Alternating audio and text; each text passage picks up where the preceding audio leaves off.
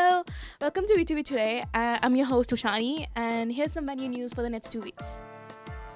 In case you forgot, the deadline for program transfer for winter 2021 is November 1st. The program transfer module is found on your OmniWards. Unfortunately, due to the pandemic, our Holocaust and Genocide Symposium was postponed last March. It now takes place November 9 to 13 through Zoom. There's also a special day dedicated to discourses on racism and justice on November 6th.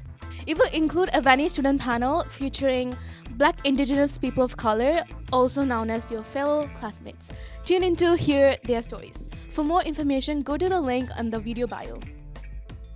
QM students, do you keep hearing Instagram instead of histogram? Join teacher Shelly McCall on Microsoft Teams for free QM tutoring. She also tutors RM and to help you find articles, to summarize articles, and to help you with data entry and analysis. Book an appointment for QM or RM at the link in the video bio. Also check out some short capsules and reviews on Teams in the groups called RM Teacher Tutoring and QM Teacher Tutoring. This is just information, no action needed on your part. Vanier's open house this year is virtual.